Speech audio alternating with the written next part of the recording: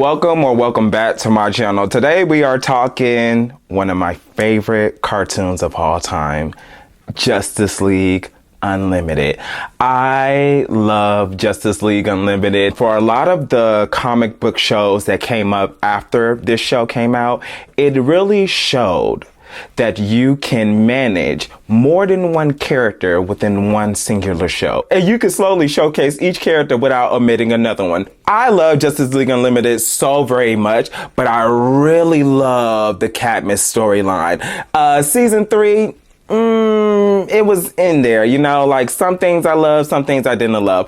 But regardless, there are a couple episodes that I consider to be filler episodes that could have been rewritten, redone, and they could have included a lot of characters that was either not shown in the show, or if they was showed in the show, they gave this person nothing.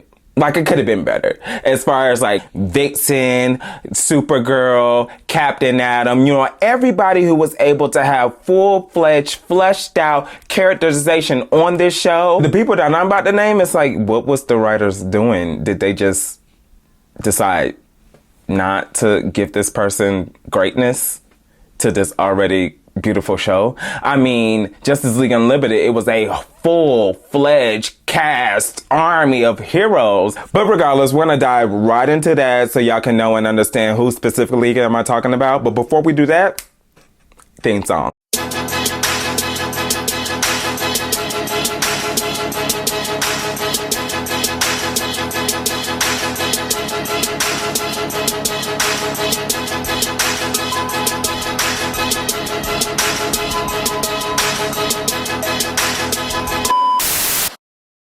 Now, first up is Zatanna. I love Zatanna being in the Justice League Unlimited storyline. Like, she was just new, she was fresh, she was spunky, she was charismatic, and I wanted to see more of her.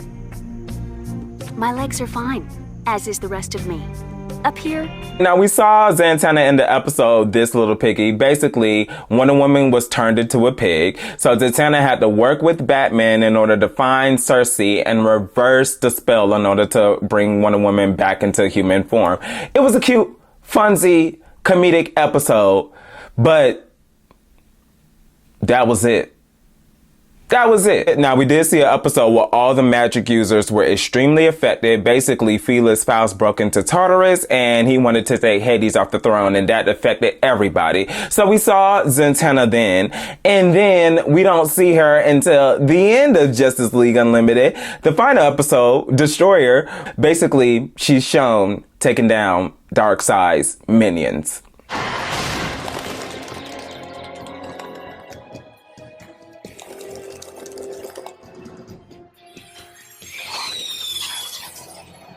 We needed more Zatanna.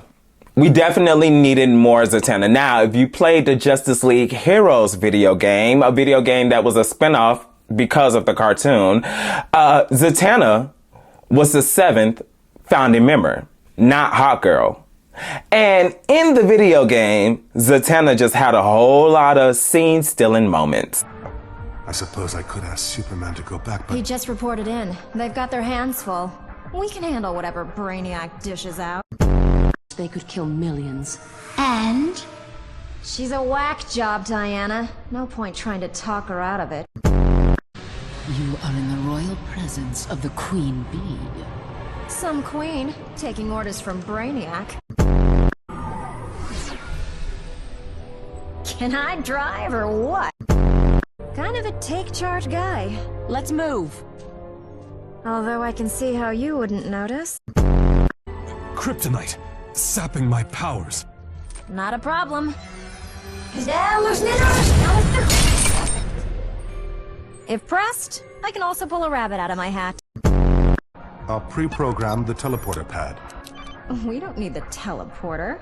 I'm magic, remember? Zatanna figured out how to use it to find you and to return us all home. Aw, shucks.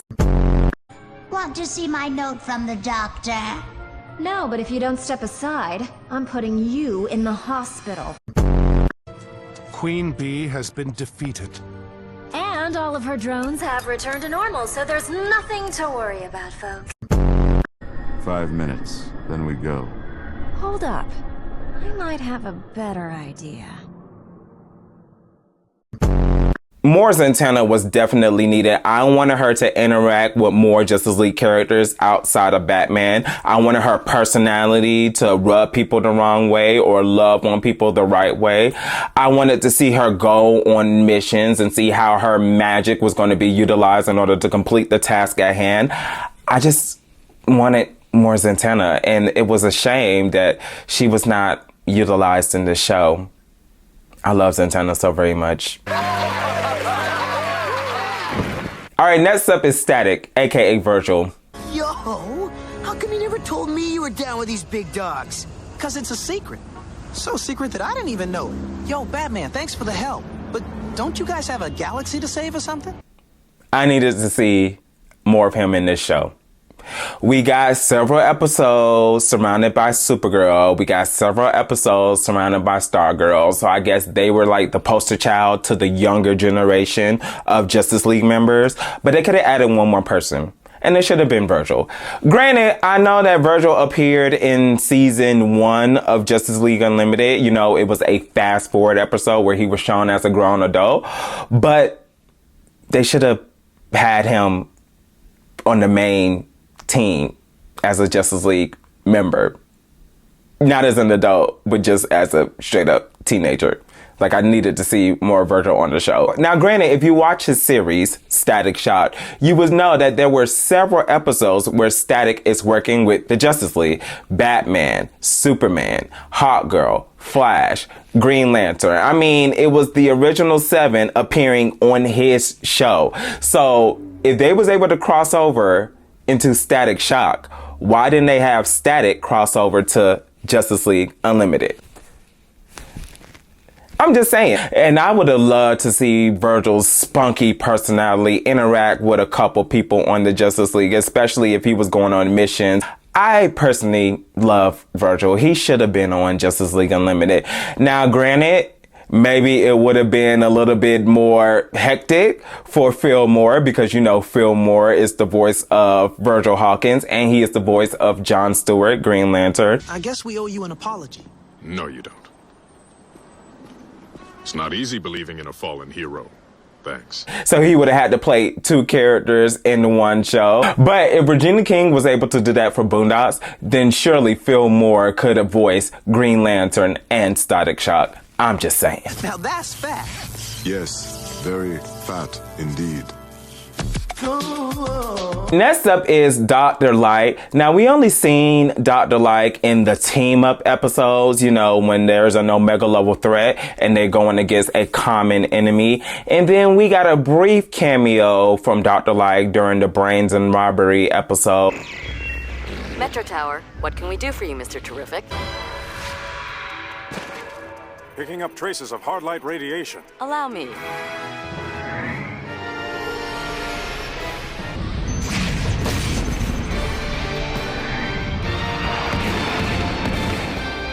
Now, my main reason for wanting to see Dr. Light, aka Camille, is because she's so damn intelligent, but she's also badass. If you read Dr. Light in the comics, you know that she don't take no shit. And she's going to speak her mind, say her mind, no matter who is there, no matter what anybody has to say. If somebody gets smart with her, she's going to get more intelligent with you. Like, she has that Spitfire personality. We'd require the energy of 1,000 exploding suns. Let's keep our tempers in check. This is a brainstorming session. It's a goddamn crisis, princess. And I would have loved to see Camille just take on more missions in Justice League Unlimited, because why not? And she would have been the perfect personality to piss off the villains, because again, she just has an attitude where it's just like, it's my way or the highway. If you don't like it, then f*** off. She stands firm in what she believes in. She's extremely intelligent. And on top of that, I just would have liked to see more of her powers be utilized in this show. More Dr. Light. You know, Dr. Light should have been on more missions in Justice League Unlimited, but, you know, it is what it is. The next up is Orion. Orion. Talk while you still have a jaw. And now we seen Orion in the original Justice League. I believe it was season 2.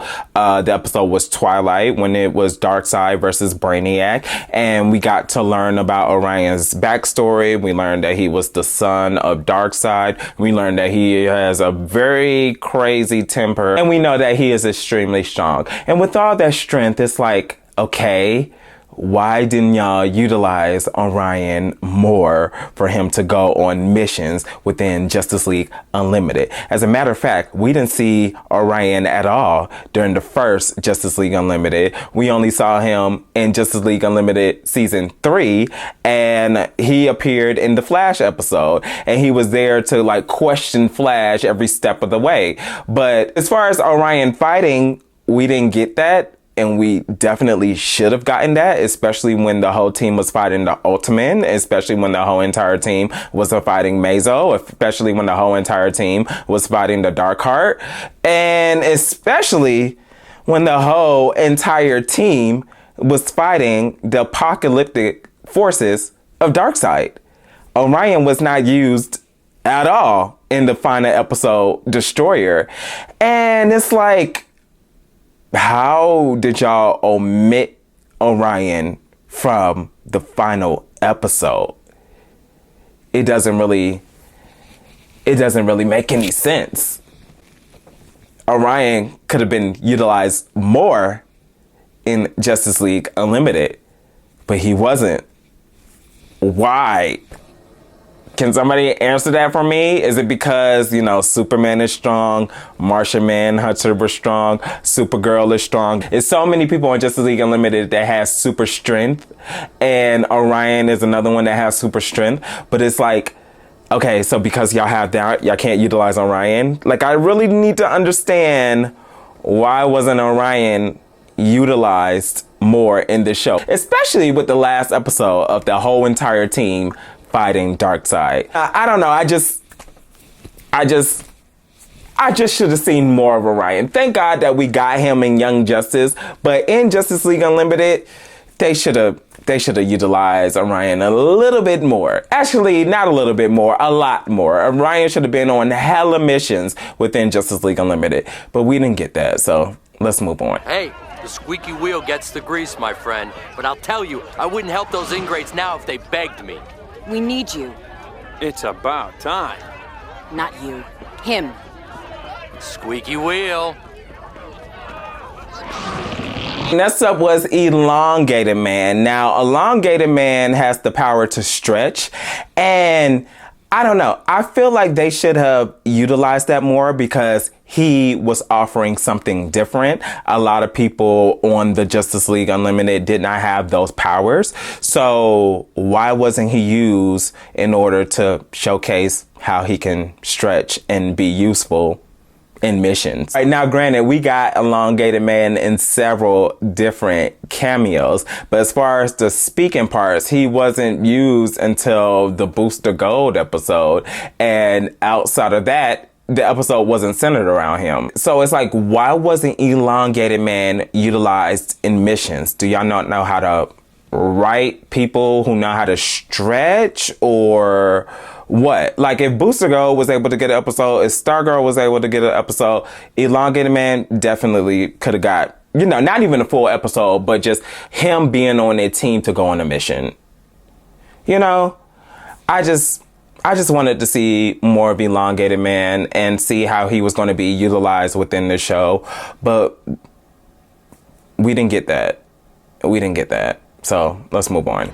Wouldn't it be a simple matter for John and Kyle Rayner to trade duties for just a short time? You know, I am getting a little homesick. Sure be nice to see Earth again.